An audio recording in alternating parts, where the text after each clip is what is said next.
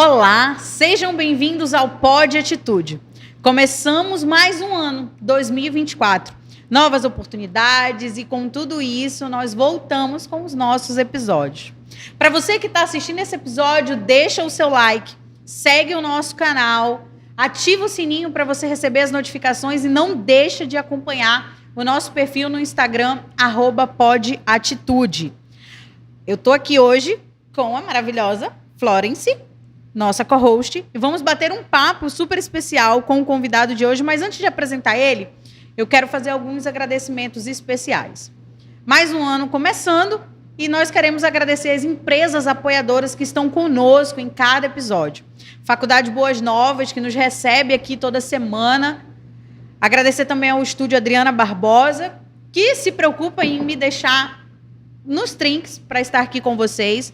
A Malu Design, o nosso querido Lúcio, que cuida das nossas canecas. E logo mais teremos novidades. E a Confeitaria Bizer, com doces maravilhosos. Nossa querida Narlana não está aqui hoje, mas no próximo episódio ela estará. Bom, falando do nosso convidado de hoje. Ele tem 34 anos, mora em Fortaleza, mas nasceu aqui em Manaus. Surfista, aventureiro, apaixonado pela Amazônia e pelas cachoeiras de Presidente Figueiredo. Ele é católico e também é noivo. É sócio da Aplix, responsável pela área corporate que tem o fim de auxiliar empresas em vários setores financeiros, desde a administração de patrimônio à busca de empréstimos e financiamento. Caio, muito obrigada pela sua participação e por ter aceitado o convite. Obrigado, boa tarde, é um prazer estar aqui com vocês. Como você disse, é isso mesmo, gosto muito da Amazônia, amo essa terra e uma satisfação enorme estar aqui, poder contribuir já nesse início de ano, né? A gente já aqui falando de um assunto tão importante como planejamento financeiro e vamos bater esse papo que vai ser muito bom. Legal, maravilha. Caio, eu sei que eu fiz aqui uma breve apresentação sobre você, mas conta aqui pra gente, pra quem tá assistindo a gente, quem é o Caio? Certo. Eu sou, como você disse, sócio da Aplix, moro lá em Fortaleza, tá? A gente faz um trabalho muito voltado para essa parte do planejamento financeiro. A gente vê que é uma área que é muito carente de informação, né? Ainda aqui no Brasil, a maioria das pessoas, a gente vê até as empresas, elas crescem, elas se desenvolvem, mas não tem um olhar tão adequado para essa parte do planejamento. Muitas vezes essa parte bancária da empresa se limita ali a atender o que o gerente do banco está orientando, está dizendo. Nem sempre tem uma pessoa na empresa voltada só para estar olhando isso, só para estar olhando as finanças, só para estar cuidando disso. As coisas vão acontecendo, a pessoa vai cuidando ali do core business da empresa e esse outro lado vai se desenvolvendo de maneira mais passiva, recebendo ordens de fora. E a gente vem para trazer essa expertise que a gente tem, a gente vem para dar um olhar com mais afinco para esse setor da empresa e a gente costuma, muitas vezes, agregar bastante aí na vida desses clientes e desses amigos que nos procuram para a gente tocar essa parte. Legal, Caio, legal. Depois de te conhecer um pouco mais, eu vou passar a bola para a Florence, para ela fazer a primeira pergunta oficial. Bom, vamos lá. É uma enorme satisfação tê-lo aqui com a gente, né, Caio? A gente conhece o trabalho da Aplix, né, que é um trabalho aí primoroso, né, em relação à gestão financeira e tudo. Então, eu vou te lançar a primeira pergunta, seria como fazer as metas, né, para o próximo ano em relação ao planejamento financeiro? Já que a gente está falando sobre planejamento, como que se faz essas metas? Como é que se planeja isso? Certo. Vou começar falando como eu faço pessoalmente, eu tento orientar bastante as pessoas a falar. Então, eu acho muito legal a gente dividir aqui nosso planejamento financeiro em 3 pilares. Tá? O primeiro desses pilares é um termo bem batido, que vocês devem sempre estar ouvindo, que é construir a reserva de emergência, a gente ter aquele nosso colchão. Né? E isso tanto é importante quando a gente olha para a pessoa física, quanto para empresas. Tá? Tem muitas empresas também que só vão girando aqui e não criam um caixa, uma reserva. E essa reserva, ela deve ter, em primeiro lugar, ela deve ter liquidez, pois tem que ser um dinheiro que você pode sacar a qualquer momento.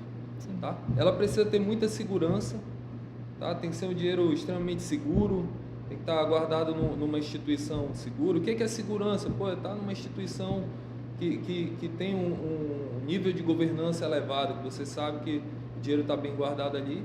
E a rentabilidade, nesse ponto da reserva, vai ficar mais indexada ali a taxa Selic, é um CDI, é uma Selic. Então, esse seria o primeiro pilar ali do planejamento financeiro, você calcular basicamente ali 6 a 12 meses do seu custo de vida. Isso varia muito. Quanto é realmente? É 3 meses? É 6 meses? Cada pessoa pode demandar de uma forma diferente. Uma forma diferente, isso. Talvez você seja CLT, mas em outra parte você é autônomo e tal, e cada qual vai ter que demandar isso de forma diferente. Mas fazer esse cálculozinho é o básico, que eu estou dizendo aqui, é o que a gente ouve o tempo todo, mas é o que deve ocorrer mesmo. É o básico que precisa ser feito, né? É o básico que precisa ser, é o óbvio que precisa ser dito. A gente usa muito essa expressão. Então, criar essa reserva, fazer uma gestão de risco. A gente no Brasil é muito otimista do ponto de vista financeiro. A gente acha que as coisas nunca vão acontecer, tá? Mas ter um seguro de vida é algo que deveria ser normal. Então, aqui no Brasil, a gente tem menos de 1% da população com seguro de vida. Lá nos Estados Unidos, a pessoa faz 18 anos, a primeira coisa que ela faz é fazer o seu seguro de vida e sair de casa. Então, a gente é muito otimista nesse ponto aqui. Pouquíssimas pessoas têm o hábito de ter seguro de vida. O que a gente ainda faz aqui, que no Brasil é quase uma obrigação, é o plano de saúde. E tudo isso está inserido aqui nesse primeiro pilar, que é a fundação do nosso patrimônio aqui. Quando a gente vai fazer esse planejamento, começar aqui pelo começo mesmo. Ter um bom plano de saúde, um bom seguro de vida e uma reserva de emergência. Por quê? Para que você não venha construindo aqui depois o segundo pilar, que é os nossos objetivos, e você tenha que estar no meio do caminho ali já e tem um problema de saúde, algo que falhou aqui na gestão de risco, você precise sacrificar aqui o que você está construindo para poder suprir esse momento mais de sinistralidade. Então, a gente começa aqui por esse começo. Segundo ponto vem o segundo pilar, né? Que são os objetivos, aqueles que a gente pode dizer temporais. Eu quero daqui a 5 anos ter uma casa, eu quero trocar de carro daqui a 1 ano, eu quero fazer uma viagem, fazer um intercâmbio, eu vou precisar de tanto. E aí você tem a questão de poder dizer quando você quer fazer isso. Então, esses são os objetivos temporais, digamos, né? Então, esse seria o segundo pilar. E você começa a organizar sua poupança, né, suas reservas, para atender esses objetivos. Legal. Tá? E aí tem o terceiro pilar, que é o sonho de todos nós, que é a liberdade financeira. O que acontece aqui no Brasil? Devido à facilidade que é vendida na internet, a gente vê lá um monte de pessoas falando de formas de ganhar dinheiro no mercado financeiro. Todos vocês já devem ter visto propostas indecorosas ali de como ganhar muito rápido, com pouco.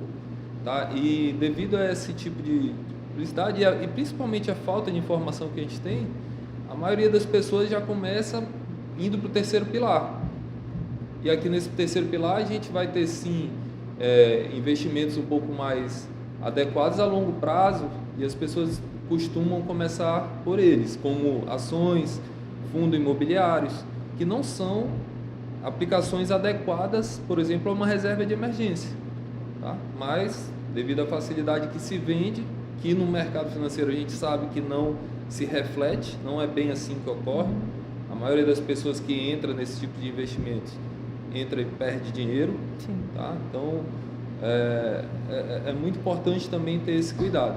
Essas facilidades costumam ser pegadinhas. Legal. Você falou sobre a questão do seguro, né? Que aqui no Brasil, lá nos Estados Unidos, com 18 anos, a pessoa já é algo automático. Você acredita que essa questão aqui do Brasil é uma questão muito cultural? O brasileiro acha que nunca vai acontecer com ele. Exatamente. Eu acredito que é totalmente cultural e principalmente devido à falta de educação financeira mesmo, que a gente não tem, né? Acho que a gente deveria receber isso desde criança. Tá? A gente deveria ter matérias no colégio voltadas ao aspecto financeiro, a gente não tem. E por falta de informação a gente tende a ser otimista, achar que nunca vai precisar desse tipo de coisa. É um falso otimismo, né? Eu acho que a gente pode falar assim. Isso. Caio, conta pra gente um pouco da tua trajetória, tanto no mercado financeiro, né, o que te fez ingressar nisso, e também como que você foi parar assim, né, o que te trouxe a Aplix, como é que foi a ideia da Aplix, setor corporate, conta um pouco pra gente sobre isso. Legal. Eu comecei a investir mesmo na época da faculdade. Eu tinha um amigo que ele era um estudioso, gostava muito disso, e já na época, isso 2008, 2009, na UFAM, inclusive, ele me mostrava lá as aplicações que ele fazia. Ele investia em derivativos, que é algo muito específico ali, é algo bem... exige bastante estudo mesmo. E eu ia na corda dele, ali fui aprendendo com ele. Hoje, inclusive, ele tá no cargo muito bom lá no banco, um dos maiores bancos aqui do Brasil. E a gente tem contato até hoje, ele é um grande amigo aí que eu tenho. E através desse estímulo dele eu comecei a investir. Na época eu trabalhava com um ramo totalmente diferente, tá? Mas vim fazendo atuando na minha própria pessoa física mesmo, como investidor.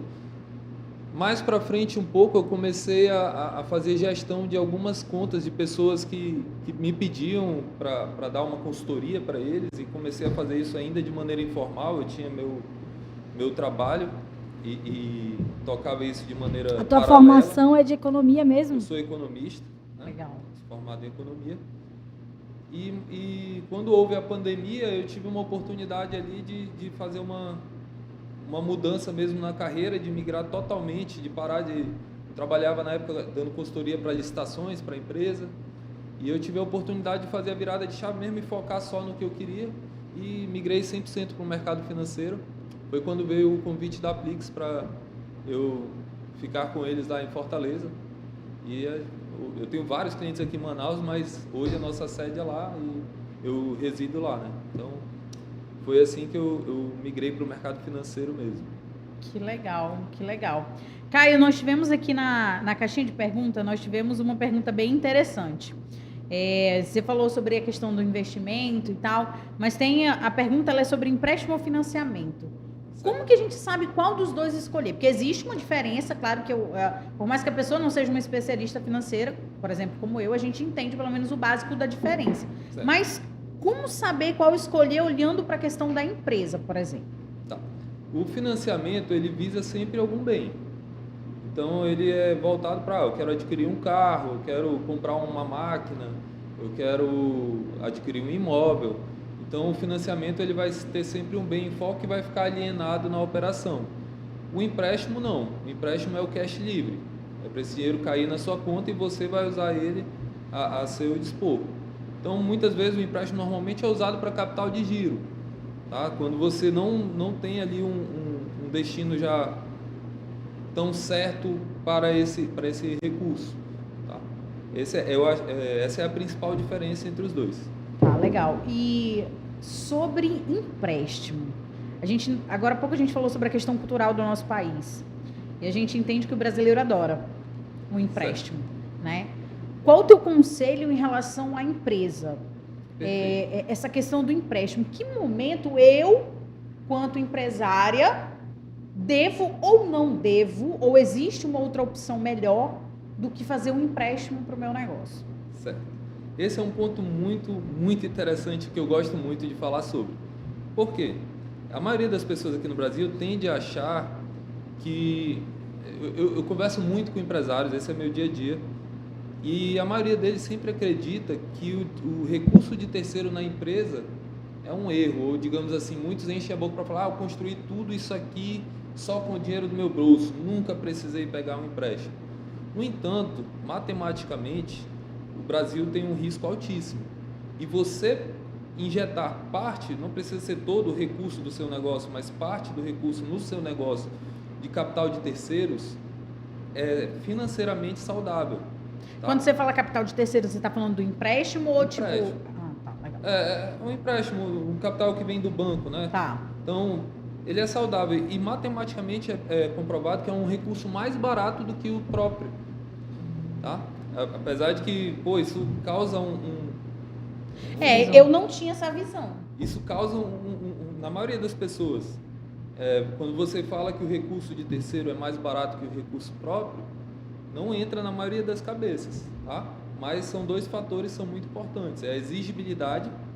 O que é a exigibilidade? É que você tem um prazo para pagar aquele recurso. Então, você está pegando um empréstimo aqui do banco porque você vai executar um projeto que você sabe que esse projeto vai trazer o retorno X em tanto tempo. Então, você tem que cumprir esse seu planejamento para você honrar com aquele pagamento. Então, precisa ter um planejamento, não é algo aleatório que eu acho que eu estou precisando. Exatamente. Vou lá e peço um empréstimo do banco, né? Exatamente. Muitas vezes as pessoas querem fazer um empréstimo, mas elas nem sabem qual é o valor que... Não, eu quero pegar 5 milhões ou 10 milhões. Não, peraí, 5 ou 10 milhões? O que você vai fazer com esse recurso? Entendeu? Então, quando você muda, vira essa chave e passa a fazer as coisas bem pensadas, bem planejadas, você sabe que você precisa de tanto para fazer tanto em tal tempo. Então, um dos pontos é a exigibilidade e o outro ponto é o risco. Esses dois fatores, eles fazem parte da equação que vai precificar o custo do dinheiro. Tá? Então, o risco Brasil ele é altíssimo. Quando você tira esse risco do seu bolso e traz um recurso de terceiro, você está transferindo esse risco para o terceiro. Você está tirando do seu bolso. Então, dessa forma, esse recurso ele é mais barato que o recurso próprio. Existe assim então quanto eu devo botar de próprio e quanto de terceiro? Essa é uma discussão muito antiga do ponto de vista econômico. Tá? Tem empresas listadas na bolsa que 70% é recurso próprio, 30% é de terceiro. Esse ponto de equilíbrio vai variar de negócio para negócio, de setor para setor, mas com certeza faz sentido sim ter parte do recurso de terceiro no negócio, desde que seja uma decisão bem pensada, planejada, feita com... Legal. E esse acompanhamento cautela. vocês fazem na Aplix? Todo esse suporte do se é o momento adequado, se não é... Exatamente. O que a gente vê muitas vezes também é que os empresários eles vão tomando empréstimos à medida que o fogo vai... É para apagar fogo, à medida que vai precisando. E aí, normalmente, esse é um tipo de empréstimo que sai bem caro, custa bem caro, porque ele não foi planejado. Tá? Ele surgiu da demanda, ele está aqui trabalhando, quando ele vê, ele está precisando de fluxo de caixa e vai lá e pega sempre no sufoco, digamos assim. Tá? Mas quando você faz da outra forma, você consegue sim ter condições muito mais atrativas, muito mais vantajosas, e a gente faz esse trabalho de preparar a empresa para poder ter acesso a esse capital mais atrativo, digamos. Legal. Caio, um outro aspecto que nós tínhamos conversado nos bastidores, que eu achei interessante, assim, diferencial da Aplix, você falou sobre o modelo de vocês de consultoria, né? E que esse modelo vocês não são remunerados pelo que vocês trazem para o cliente, mas o próprio... Explica um pouquinho sobre isso para o pessoal entender. Isso é verdade. A Aplix tem sido aí tem vindo na vanguarda no mercado financeiro, comparado à maioria dos escritórios de investimento. Por quê? Aqui no Brasil existe ainda muita cultura nos investimentos, nos escritórios de investimentos, da remuneração do assessor ser com base nos investimentos que você vai fazendo. Então você vai lá aplicando no CDB, no fundo de investimento, e esses investimentos remuneram o assessor. O que ocorre? A maioria das pessoas não sabe quanto vai para o assessor. Ele tem lá uma pessoa que todo mês senta com ele, que vai na casa dele, que conversa com ele, perde 2, 3 horas ali conversando com ele, e ele não sabe o que é que ele paga para essa pessoa. Ele chega a achar que esse serviço é de graça. Então, hoje o mercado trabalha assim. Aqui, o mercado financeiro no Brasil, hoje a maior parte é assim. Tá? Existem, inclusive, assessores que dizem, não tem custo, mas existe um custo. Ninguém trabalha de graça. Então, os investimentos estão remunerando esse assessor. A Aplix veio numa vanguarda de trabalhar no modelo que se chama lá nos Estados Unidos de fee-based. Aqui no Brasil se chama fee fixo. Então, você estabelece qual é o custo dessa assessoria. Por exemplo, 1% ao ano. Tá? E você não vai ter a remuneração direta dos investimentos. Quem vai remunerar é o cliente, vai remunerar o assessor. E isso é feito com transparência e clareza. Todo mês ele vai ter um extrato na conta dele lá, do quanto foi para o assessor. E qual é a grande vantagem desse modelo? É você ter a certeza de que aqueles investimentos que estão lhe sendo aconselhados, estão sendo aconselhados porque é o melhor para você. E não porque vai fazer alguma diferença no bolso do assessor. Você tira o conflito de interesse. Né? Eu acho que os nossos ouvintes já devem ter passado por algum momento no banco em que lhes foi oferecida uma capitalização. E, às vezes, com bastante veemência, a melhor opção de investimento. Né? Eu já passei por isso, gente. Quem nunca recebeu uma capitalização de oferta do gerente de banco? E isso, às vezes, acontece porque eles são mais remunerados numa capitalização do que numa renda fixa, que seja um investimento que faça mais sentido, num produto ali de mais qualidade, mas esse produto ele ganha mais.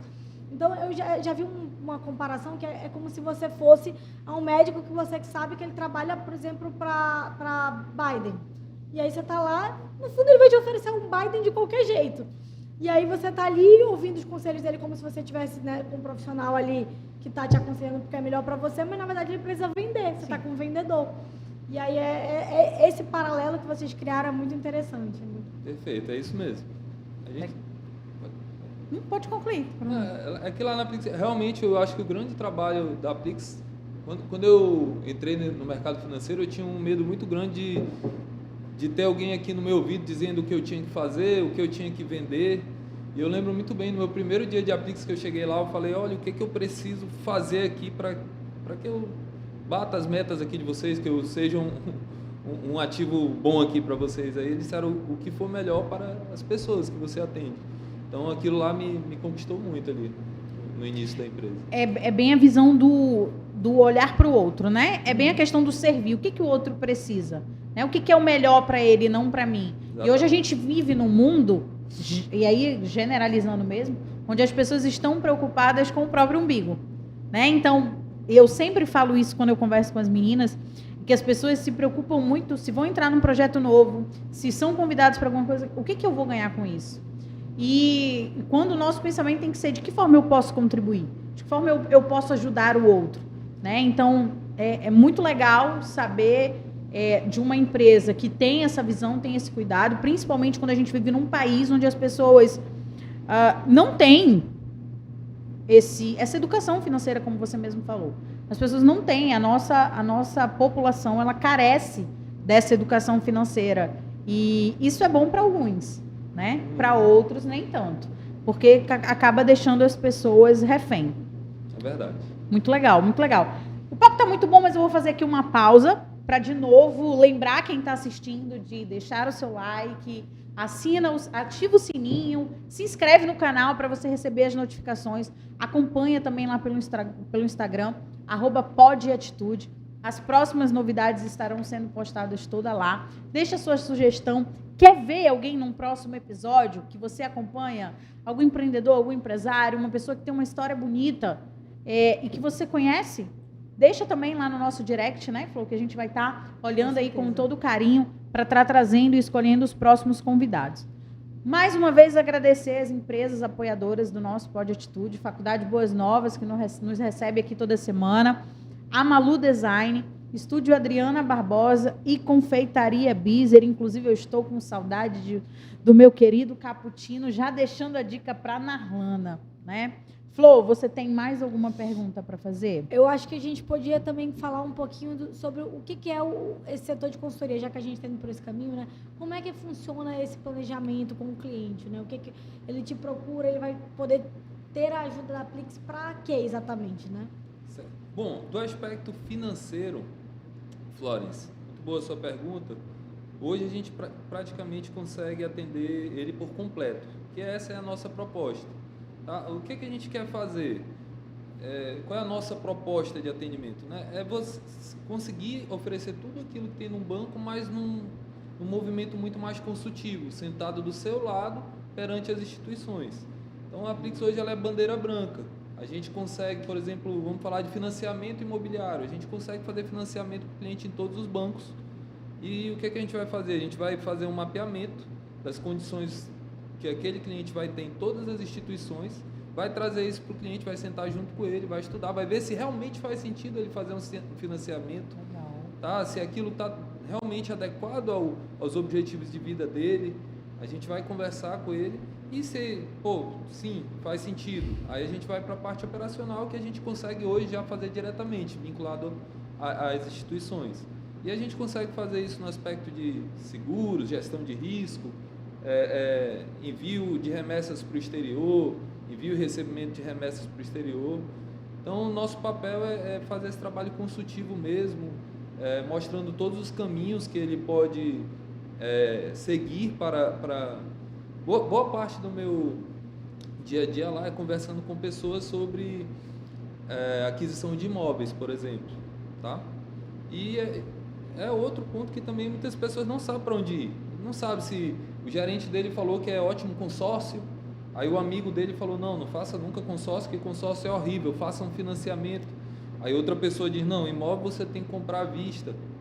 A pessoa não sabe onde procurar, perdida, qual né? a fonte segura. Tá? Então a gente vem para explicar. Muitas vezes o nosso papel é só educativo aqui, dizer, isso é assim, isso é assim, isso é assim. Não é o teu momento ainda, talvez. A gente vem para botar todos os pontos, a decisão final sempre vai ser da pessoa. E esse preconceito, Caio, em relação ao consórcio, o que você acha sobre isso? O consórcio, ele é sempre uma opção ruim? Faz algum sentido em alguns momentos? Quando escolher um consórcio? Quando não escolher um consórcio? Eu sempre ouvi coisas negativas em relação ao consórcio. Dizer assim, não faz. É ruim, não faz. Já financiamento, né? As pessoas nem pensam duas vezes. Vai pagar 2 carros, 3 casas, mas não tem problema, estou fazendo, né? É que a cultura do brasileiro é que ele quer saber se cabe no bolso a parcela. E ponto. Não importa quantos imóveis ou quantos bens ele vai pagar no final. A parcela cabe no bolso. Na verdade, é muito boa a sua pergunta novamente, mas o consórcio é uma legislação brasileira que tem mais de 60 anos. É um produto muito bom, desde que ele seja feito de maneira correta. Por que vocês escutam falar muito mal de consórcio? Porque a venda de consórcio ela é feita de uma maneira goela abaixo, digamos assim. Tá? É muito comum, por exemplo, você quer fazer um empréstimo no banco, aí o gerente fala assim, eu consigo liberar esse empréstimo para ti, mas você precisa fazer aqui um consórcio para que eu possa liberar esse empréstimo. Ou, pior ainda, ele fala, ei, eu estou vindo estar com um dinheirinho guardado, tu não quer fazer um consórcio aqui para me ajudar a bater a meta? Então isso é muito comum, ocorre ainda hoje. E não dá nem para culpar o profissional, não é culpa do profissional do banco, mas é que o sistema que ele está exige, ele precisa de fato bater metas para ele poder manter o trabalho dele e ele vai ter que oferecer. Então, a legislação do produto é muito boa, se você tiver fizer uma engenharia financeira adequada, você vai se beneficiar muito, assim como o financiamento também é um bom produto, que ele também tem seus... A gente tem no Brasil o SFH, que é o Sistema Financeiro da Habitação. Então, o recurso que vem do FGTS empréstimo, boa parte é destinado a te ajudar a subsidiar a compra do teu imóvel. E por isso você tem taxas mais atrativas nos financiamentos imobiliários. Tá? Então, a gente tem esse órgão que ele é feito para incentivar o mercado imobiliário. Caio, o consórcio, se eu não tenho crédito para conseguir um financiamento, de modo geral, os gerentes sempre oferecem um consórcio. Se você não conseguiu a aprovação para o financiamento, eles oferecem um consórcio. Nesse caso, é uma boa opção? Bom, o consórcio ele tem uma questão que para você ter acesso àquele crédito, você vai ter que contemplar. Tá? E dependendo da forma como isso é feito, como isso é planejado, talvez ele não vai atender teu objetivo. Às vezes você está precisando de um empréstimo, já é para ontem esse dinheiro. E aí você vai lá no banco, você não consegue um empréstimo e a pessoa fala, faz aqui um consórcio que daqui a pouco tu vai estar com esse recurso. Mas, talvez ele esteja te colocando um grupo novo ali e tu vai depender de um sorteio que pode demorar 1000 anos aí até tu... E não resolveu a tua vida. E tu ainda se enrolou mais, que agora tu tem uma parcela de um consórcio para pagar. Então isso ocorre muito. As pessoas não sabem muitas vezes o que elas estão fazendo, onde estão entrando. E aí, o que acontece? Vão falar mal do produto. Mas não foi culpa do produto, foi culpa do planejamento que não foi feito da maneira adequada. Na verdade, muitas vezes nem existe esse planejamento, né? Eu preciso de uma alternativa, como eu não tenho, talvez, ali a primeira opção, que no caso do financiamento, então eu estou ali com alguém que muito provavelmente eu entendo que saiba mais do que eu, a pessoa vai me oferecer o consórcio e aí só ladeira abaixo. Você está falando do financiamento, é legal que a gente tem uma pergunta aqui na caixinha exatamente sobre isso. Qual o melhor momento para fazer um financiamento? Bom, o melhor momento de fazer um financiamento. Isso vai depender muito mesmo daquilo que a pessoa está buscando. Se ela está decidida realmente a ter um imóvel, o que é que acontece? Assim, eu vou tentar explicar para vocês, vamos falar de imóvel, tá? Vamos comparar o consórcio e o financiamento para imóvel. O consórcio, ele costuma ser uma excelente opção para quando você não está com pressa. Tá? Ou desesperado, né? Desesperado. Pô, eu sei que eu quero um imóvel, mas eu posso esperar 1 ano, 2 anos, até eu fazer esse planejamento aqui do consórcio, contemplar ele direitinho. Ele tem um custo mais baixo do que o financiamento. O custo do consórcio é uma alavancagem muito barata, tá?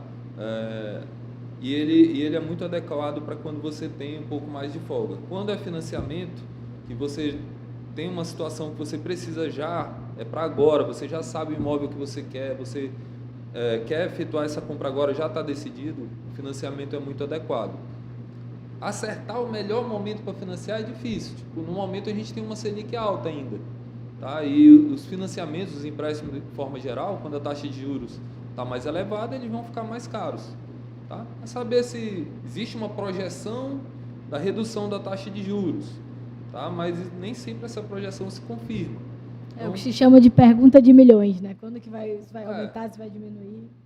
Agora, o que é legal? O financiamento. Você pode fazer ele agora, com a Selic alta, daqui a 3 anos, digamos a Selic agora está em 11,25, daqui a 3 anos ela vai para 6%.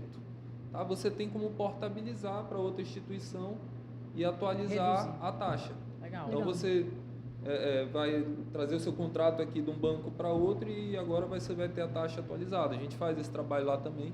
A gente sempre está monitorando lá com os clientes se tem alguma oportunidade de portabilidade para que ele esteja sempre pagando a taxa mais atrativa. Né? Legal.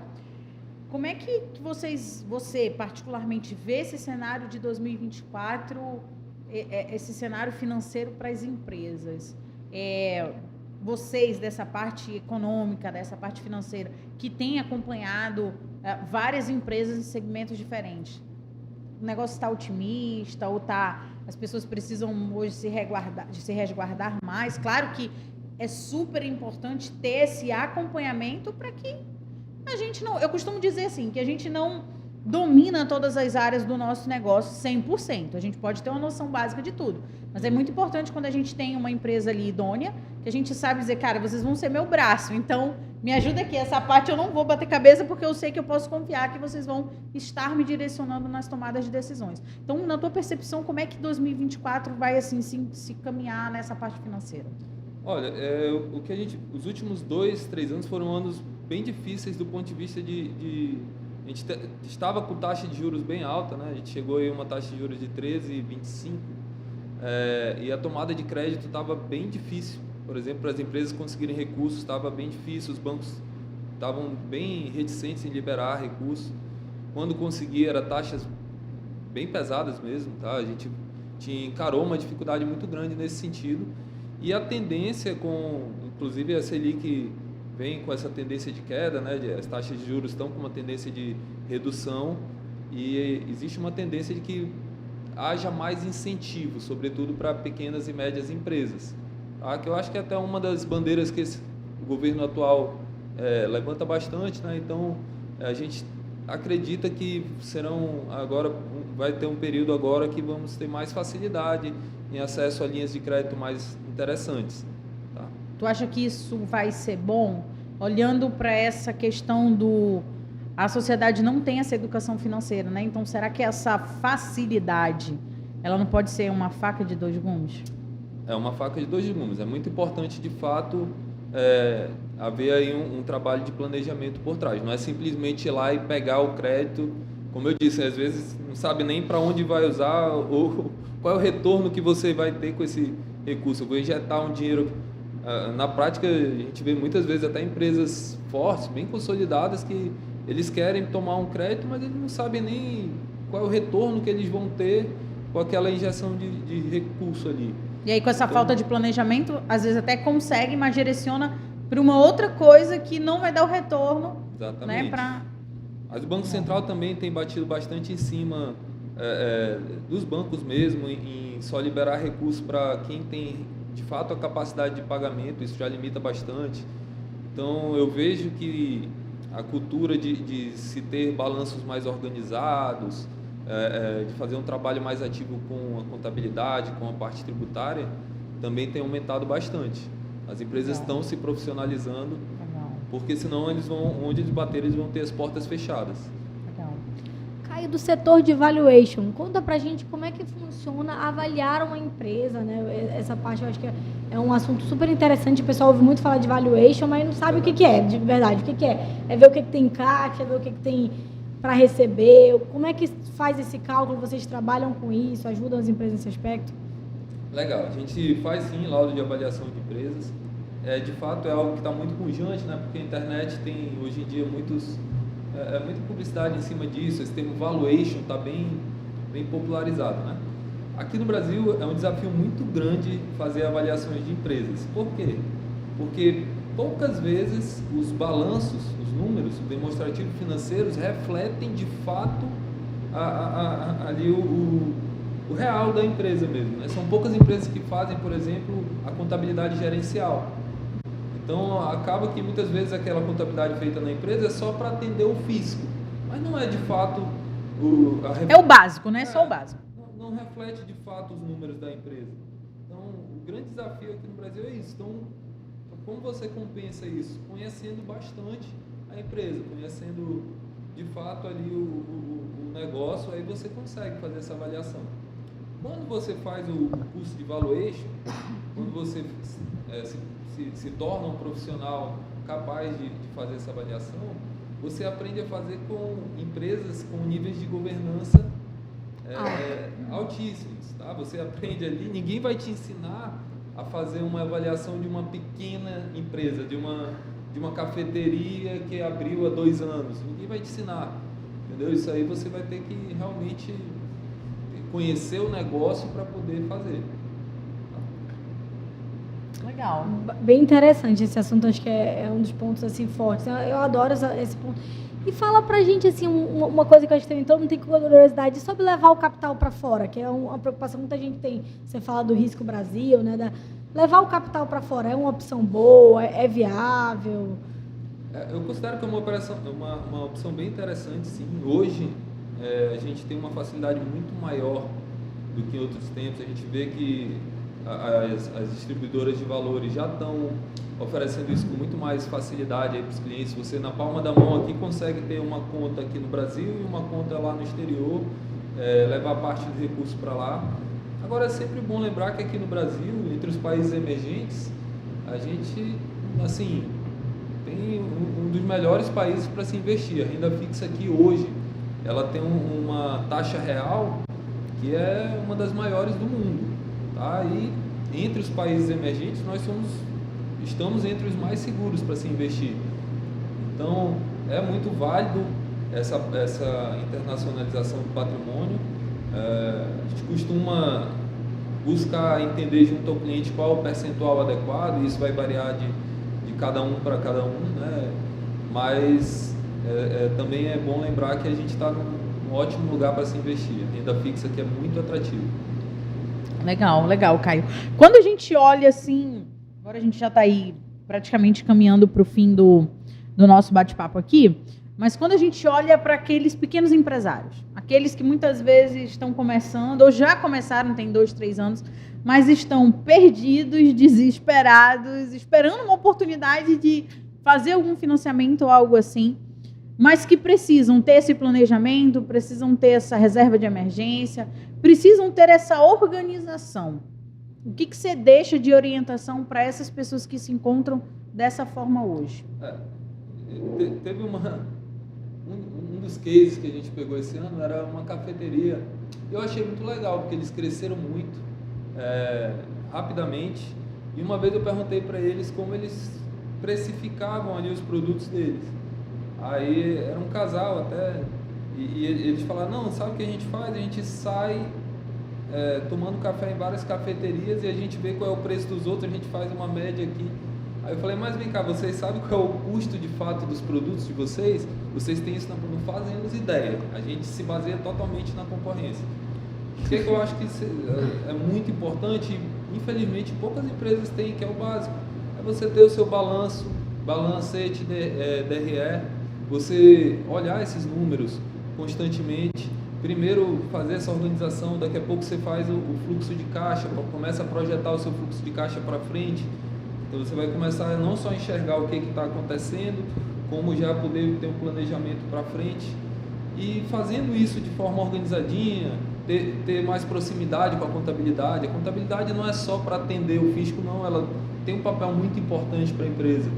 Então, ter um suporte também de um bom tributarista, Legal. Isso é essencial. A maioria das pessoas está fazendo uma dança aqui para não ter um custo tão alto com impostos, quando talvez se ela tivesse tendo um aconselhamento correto, né?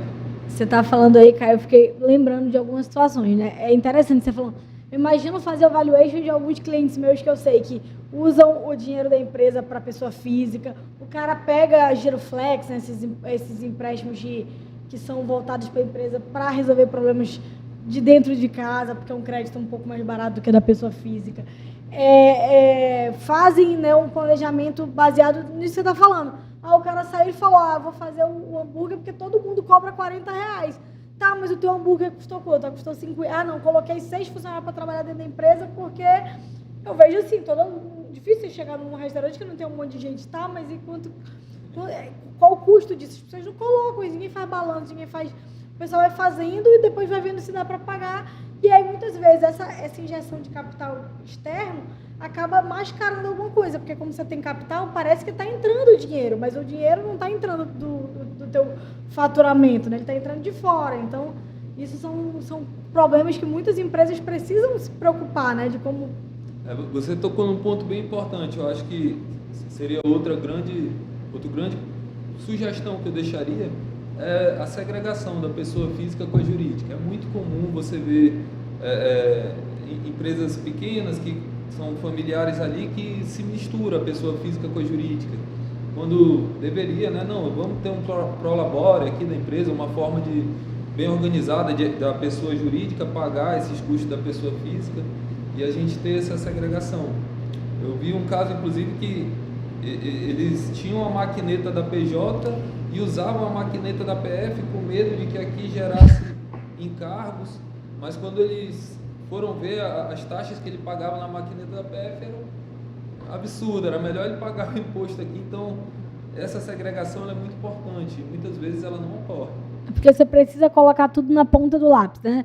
E as pessoas não fazem isso. O cara achou que valia mais a pena, mas ele nunca fez essa conta para saber se valia a pena, né? Ontem eu respondi uma caixinha de perguntas e é engraçado que tem muito a ver com o que a gente está falando aqui, e ela foi até para o Rios. Era assim, como me manter motivado quando não vejo as coisas se movendo? E a minha resposta foi exatamente alinhada com isso que a gente está conversando aqui. Às vezes as coisas estão se movendo, mas você não está vendo. Você não analisa os números, você não analisa as métricas, você não analisa a taxa de conversão. Você não sabe se o que você está fazendo, você não sabe qual o resultado, porque algum resultado está tendo. Pode ser ele negativo ou positivo. Mas você não sabe, porque você não para analisar. Então, é muito essa questão do preço, por exemplo. Eu visitei todos os cafés, tirei uma média e estou fazendo. Mas e aí? Isso está te deixando no vermelho? Está te deixando no positivo? Não sei. O meu estabelecimento vive cheio. Eu vendo muito. Mas, espera aí. Isso está te trazendo lucro? Isso está fazendo o teu negócio crescer? Não sei. Né? Então... Isso é um ponto muito interessante, porque às vezes acontece isso, né? De você ver empresas que estão com um bom número de clientes e elas não conseguem faturar bem. E às vezes é isso. Porque nas vendas é até mais fácil. A priori você sabe, beleza, eu sei que essa caneca, eu comprei ela por 20, eu tenho que vender ela por mais que isso.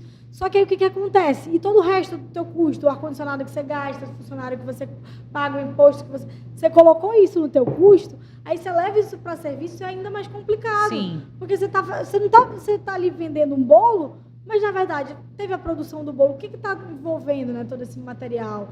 O material da tua cozinha, o material do salão. O tempo, tudo. O teu tempo que está ali investindo no negócio. Tudo isso você está colocando no preço? Aí não, eu quero ganhar 10 mil de prolabore, mas os teus 10 mil estão se pagando, né? Então são... Acho que isso passa também muito por um pouquinho também de as pessoas quererem centralizar tudo, né? Vamos dar ao César o que é de César. Passa essa parte financeira para uma pessoa que Entenda. Vai cuidar daquilo que você é bom, entendeu? Isso acho que vale muito a pena fazer também. Cada um focando no seu, a tendência é que a coisa vá... Exatamente. Por exemplo, 2023 foi um ano que eu precisei descentralizar.